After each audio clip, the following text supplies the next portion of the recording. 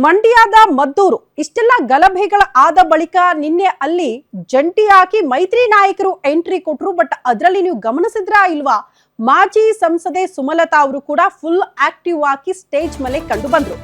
ಆ ಮೂಲಕ ಮುಂಬರುವ ಚುನಾವಣೆಗೆ ಈಗಲೇ ಅಖಾಡಕ್ಕೆ ಸಿದ್ಧರಾಗ್ತಿದ್ದಾರಾ ಅನ್ನೋದು ಕೂಡ ಪ್ರಶ್ನೆ. ಇದು ಮಂಡ್ಯಕ್ಕೆ ಸಂಬಂಧಪಟ್ಟಂತೆ, ಅದು ಕೂಡ ಮಾಜಿ ಸಂಸದರಿಗೆ ಸಂಬಂಧಪಟ್ಟಂತ ಸ್ಟೋರಿಯನ್ನ ನಿಮ್ಮ ಮುಂದೆ ಇಡ್ತಾ ಇದ್ದೀವಿ.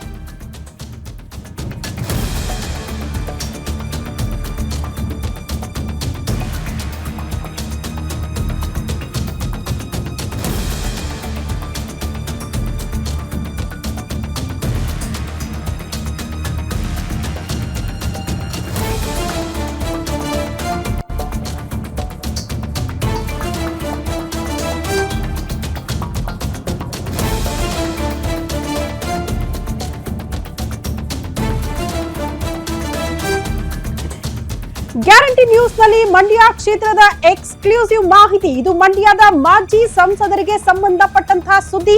ಮತ್ತೆ ಅಖಾಡಕ್ಕೆ ಬರೋದಕ್ಕೆ ತೆರೆಮರೆಯಲ್ಲೇ ನಡೀತಾ ಇದೆಯಾ ಕಸರತ್ತು. ಮಂಡ್ಯದಲ್ಲೇ ಮತ್ತೆ ಶುರುವಾಗುತ್ತಾ ಮಹಿಳೆಯರ ಪಾಲಿಟಿಕ್ಸ್ ಅನ್ನೋದು ನಿನ್ನೆಯಿಂದಲೂ ಕೂಡ ಚರ್ಚೆ ಆಗ್ತಾ ಇರುವಂತಹ ವಿಚಾರ. ಒಬ್ಬರು ಕಾಂಗ್ರೆಸ್ ನಲ್ಲಿ, ಮತ್ತೊಬ್ಬರು ಬಿಜೆಪಿಯಲ್ಲಿ ಫುಲ್ ಆಕ್ಟಿವ್ ಆಗಿದ್ದಾರೆ. ಹಾಗಾಗಿ ಗ್ಯಾರಂಟಿ ನ್ಯೂಸ್ ಅಲ್ಲಿ ಮಂಡ್ಯ ಪಾಲಿಟಿಕ್ಸ್ ನ ಇನ್ಸೈಡ್ ಮಾಹಿತಿಯನ್ನ, ಎಕ್ಸ್ಕ್ಲೂಸಿವ್ ಮಾಹಿತಿಯನ್ನ ಗ್ಯಾರಂಟಿ ನ್ಯೂಸ್ ನಿಮ್ಮ ಮುಂದೆ ಇಡ್ತಾ ಇದೆ. ಹಾಗಾದ್ರೆ ಬಿಜೆಪಿಯಲ್ಲಿ ಆಕ್ಟಿವ್ ಆಗಿರೋರು ಯಾರು, ಕಾಂಗ್ರೆಸ್ ಪಾಳ್ಯದಲ್ಲಿ ಆಕ್ಟಿವ್ ಆಗಿರೋರು ಯಾರು? ಆಲ್ಮೋಸ್ಟ್ ನಿಮ್ಗೆಲ್ಲ ಹಿಂಟ್ ಅಂತೂ ಸಿಕ್ಕಿರುತ್ತೆ. ಕಾರಣ ಆರಂಭದಲ್ಲೇ ಹೇಳಿದೆ, ಮಾಜಿ ಸಂಸದೆ ಸುಮಲತಾ ಅಂತ. ಈಗ ಕಾಂಗ್ರೆಸ್ ನಲ್ಲಿ ಮತ್ತೊಬ್ರು ಎಂಟ್ರಿ ಆಗ್ತಿದ್ದಾರೆ ಅಂತ. ಮತ್ತೆ ಮಂಡ್ಯ ರಾಜಕೀಯಕ್ಕೆ ಇಳಿತಾರ? ಅಂಬರೀಶ್ ಹೆಸರು ಹೇಳ್ಕೊಂಡು ಮತ್ತೆ ರಾಜಕೀಯ ಶುರು ಮಾಡ್ತಾರ ಸುಮಲತಾ?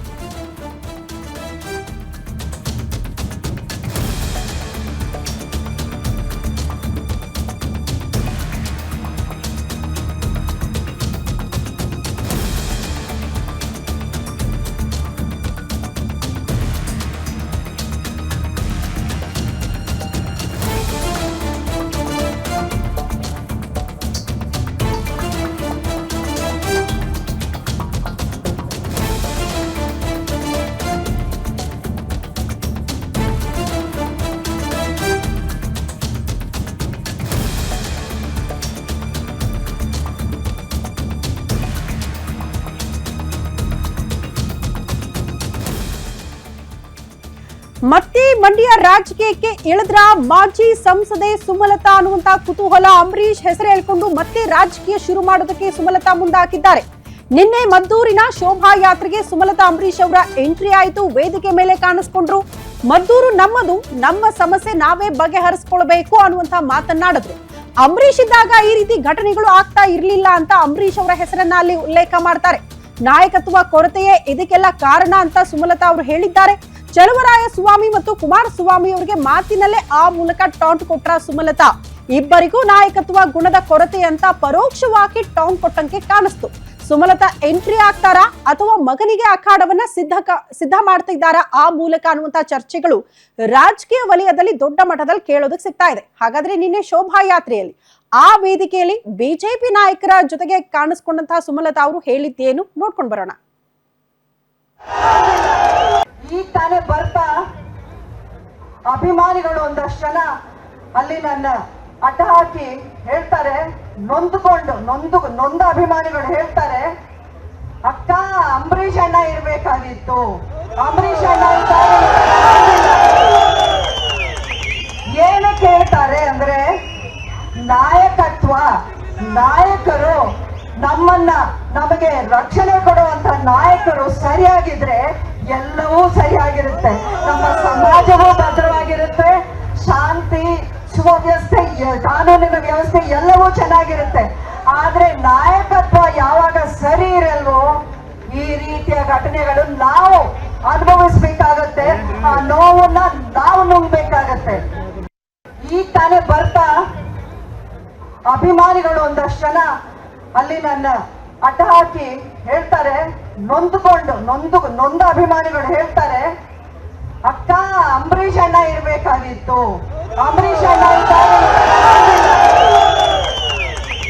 ಏನಕ್ಕೆ ಹೇಳ್ತಾರೆ ಅಂದ್ರೆ, ನಾಯಕತ್ವ, ನಾಯಕರು ನಮಗೆ ರಕ್ಷಣೆ ಕೊಡುವಂತ ನಾಯಕರು ಸರಿಯಾಗಿದ್ರೆ ಎಲ್ಲವೂ ಸರಿಯಾಗಿರುತ್ತೆ, ನಮ್ಮ ಸಮಾಜವೂ ಭದ್ರವಾಗಿರುತ್ತೆ, ಶಾಂತಿ ಸುವ್ಯವಸ್ಥೆ ಕಾನೂನಿನ ವ್ಯವಸ್ಥೆ ಎಲ್ಲವೂ ಚೆನ್ನಾಗಿರುತ್ತೆ.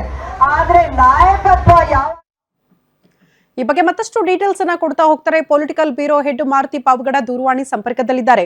ಮಾರುತಿ, ಒಟ್ನಲ್ಲಿ ಮದ್ದೂರಿನ ಈ ಗಲಭೆ ಗದ್ದಲ ರಾಜಕೀಯ ಲಾಭಕ್ಕೆ ಅನ್ನೋದು ಬಹಳ ಸ್ಪಷ್ಟವಾಗಿತ್ತು. ಬಟ್ ಇದೇ ರಾಜಕೀಯ ಲಾಭ ಎಷ್ಟರ ಮಟ್ಟಿಗೆ ಅಂದ್ರೆ ಮುಂಬರುವ ಚುನಾವಣೆಯಲ್ಲಿ ಕ್ಷೇತ್ರವನ್ನ ಅಥವಾ ಅಖಾಡವನ್ನ ಸಿದ್ಧಗೊಳಿಸ್ತಿದ್ದಾರಾ ಅನ್ನುವಂತ ಪ್ರಶ್ನೆಯನ್ನ ಹುಟ್ಟು ಹಾಕೋ ಮಟ್ಟಿಗೆ ಸುಮಲತಾ ಅಂಬರೀಶ್ ಅವರ ಮಾತುಗಳು ಹಂಗೆ ನೋಡೋದಕ್ಕೆ ಸಿಕ್ತು. ತಾವ್ ಯಾವ ರೀತಿ ವಿಶ್ಲೇಷಣೆ ಮಾಡ್ತೀರಿ ಇದನ್ನ? ಶ್ರುತಿ, ಮದ್ದೂರು ಗಣೇಶ ವಿಸರ್ಜನೆ ಸಂದರ್ಭದಲ್ಲಿ ಎರಡು ಕೋಮಿನ ನಡುವೆ ಆಗಿರುವಂತಹ ಈ ಒಂದು ಗಲಾಟೆಗೆ ನೇರ ಕಾರಣ ಸರ್ಕಾರದ ವೈಫಲ್ಯ ಇದ್ರೂ ಕೂಡ. ಯಾಕಂತ ಹೇಳಿದ್ರೆ ಈ ಪ್ರದೇಶ ಬಹಳಷ್ಟು ದಿನಗಳಿಂದ ಬಹಳಷ್ಟು ವರ್ಷಗಳಿಂದ ಅತಿ ಸೂಕ್ಷ್ಮವಾದಂತಹ ಒಂದು ಪ್ರದೇಶ ಅಂತ ಘೋಷಣೆ ಮಾಡಲಾಗಿತ್ತು. ಈ ಹಿಂದೆ ಚುನಾವಣೆ ನಡೆದಂತ ಒಂದು ಸಂದರ್ಭದಲ್ಲೂ ಕೂಡ ಈ ಮಸೀದಿ ಇರುವಂತಹ ಏರಿಯಾ, ಈ ಸುತ್ತಮುತ್ತಲಿನ ಪ್ರದೇಶವನ್ನ ಸೂಕ್ಷ್ಮ ಪ್ರದೇಶ ಅಂತ ಗುರುತಿಸಲಾಗಿದೆ.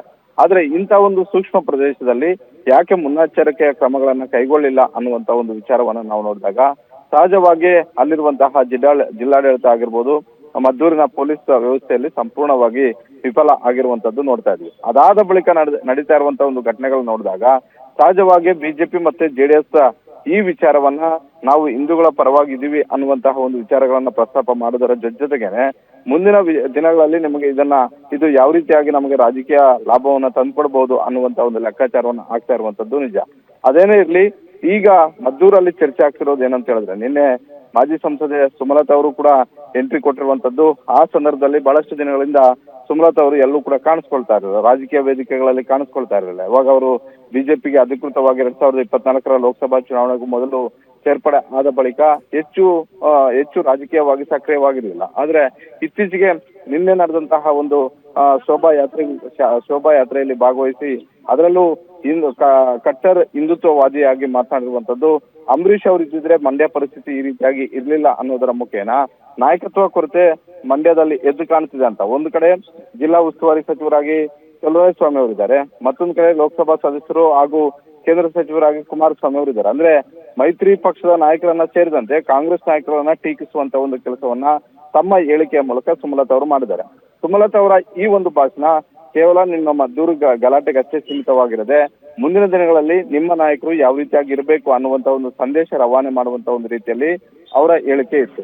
ಮತ್ತೊಂದ್ ಕಡೆ ನಾವು ನೋಡಿದಾಗ 2014ಕ್ಕೂ ಮೊದಲು 6 ತಿಂಗಳ ಸಂಸದೆ ಆಗಿದ್ದಂತಹ ರಮ್ಯಾ ಅವರು ಕೂಡ ಮತ್ತೆ ಕಾಂಗ್ರೆಸ್ ಪಾಲಿಟಿಕ್ಸ್ ಅಲ್ಲಿ ಆಕ್ಟಿವ್ ಆಗಿದ್ದಾರೆ. ಮೊನ್ನೆ ನಡೆದಂತಹ DK ಶಿವಕುಮಾರ್ ಮತ್ತು ಸಿದ್ದರಾಮಯ್ಯ ನೇತೃತ್ವ ನಡೆದಂತಹ ಒಂದಷ್ಟು 2 ಕಾರ್ಯಕ್ರಮಗಳಲ್ಲಿ ಭಾಗವಹಿಸಿದ್ರು.